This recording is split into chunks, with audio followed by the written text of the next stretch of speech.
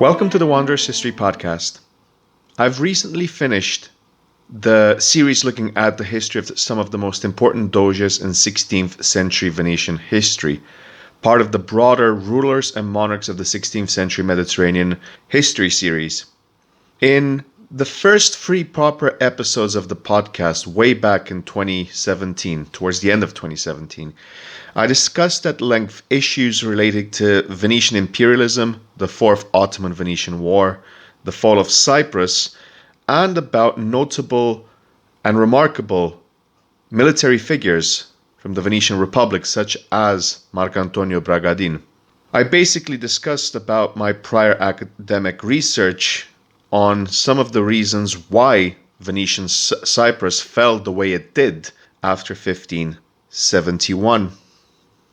What I'll want to do now for about a dozen episodes or so is to read some excerpts from one of my favorite primary sources on the history of Cyprus, be it Frankish, Venetian, Ottoman, a remarkable collection of documents translated and transcribed by Claude de Laval Cobham, late commissioner to Larnaca. The source is called Excerpta Cypria, Materials for a History of Cyprus, under the publishing of the Cambridge University Press in 1908. I would like to state right now that I do not own or claim to own any of this material of this book, which by now should be public domain in the United States, in UK, and Europe. I find it a very interesting book and a collection of historical texts, which I hope will serve for educational purposes for folks interested in learning more about the history of 16th century Venetian Cyprus, but also the history of that part of the Mediterranean at that time. So with that out of the way, I hope you enjoy the following episodes. Please remember to subscribe to the channel if you haven't done so already. It helps the channel quite a lot. And yes, we can resume.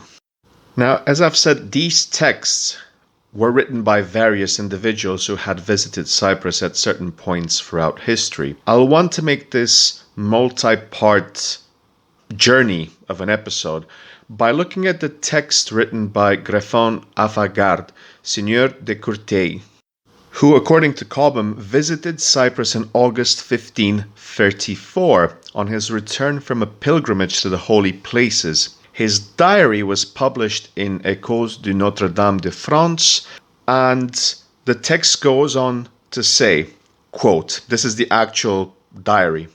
On the 7th day of August, after laying in a little stock of eatables, we went on board a Venetian vessel to go to Cyprus. From Tripoli to Cyprus is about 150 miles. We stayed at that town 9 days and at last arrived at the port of Salines, where there are only a few poor houses to store merchandise, and near them a large church, all in ruins, founded by Saint Lazarus.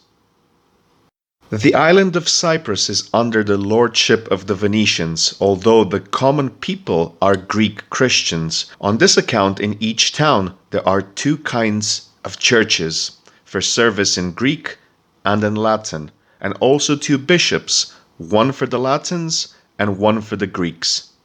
There is another port called Famagusta, which is almost impregnable, where dwelt the father of Madame Catherine, and there she was first imprisoned, and her prison is still shown. Leaving Salines, we come to Nicosia, the capital of Cyprus, where there are two monasteries of St. Francis.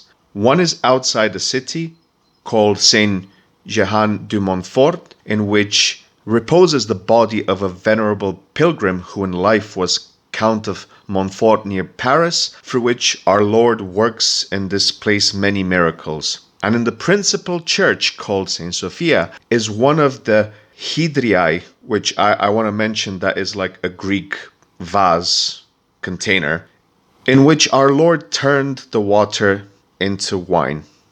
Leaving Nicosia, we went on to the mountain of the Holy Cross, on the summit whereof is a convent of Greek monks. Here's the cross of the good thief, and we saw as far as the pier of Mines, where our vessel lay.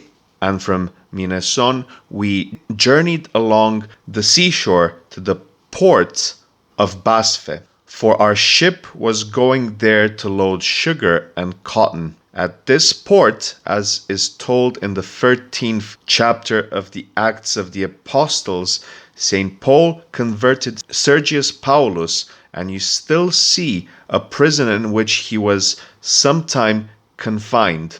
On it had been built in old days a very fine convent of St. Francis. But on account of the unhealthiness of the place, the monks have abandoned it, for the air is so poisonous and tainted that no one can live there but a native of the country. Here too is shown the cave of the 7 sleepers, in which is a fair fountain. We waited in this place about 18 days until our vessel was loaded, to our great loss and sorrow. For the first day we went on board, we all fell ill from the tainted and poisonous air, and the fruits and other unwholesome things we had eaten there. End of quote. At the end of this text, the editor adds a little note saying that 6 of the pilgrims on that journey died between Paphos and Parenza. It's an interesting short text showing a few of the general issues that Venetian Cyprus was confronted with. We see the clear distinction between the majority of the people who are Greek Orthodox and a large part of the Venetian nobility in charge after 1489 who were Catholic, they were Venetians, they were Latin, and also a lot of them resided in Famagusta, along with some in Nicosia as well. It's an interesting short text. It has a lot of religious connotations. The writing and the names are a bit strange because Nicosia, for example, is spelled Nycossa, and there are like a few other names in there which I think might have more of an archaic pronunciation, a Latinized one, but I think the reader can get a general sense of what things might have been like in 1534.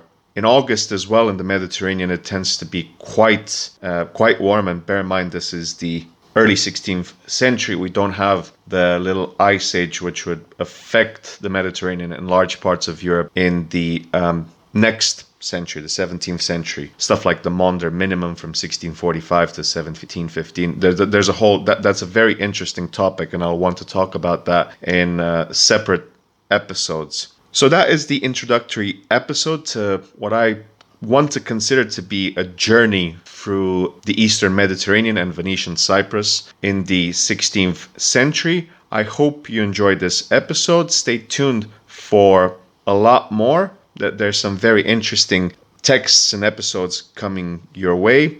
Thank you for listening to this episode. Please hit the like button if you've enjoyed the episode. Subscribe if you haven't done so already. And until the next time, all the best.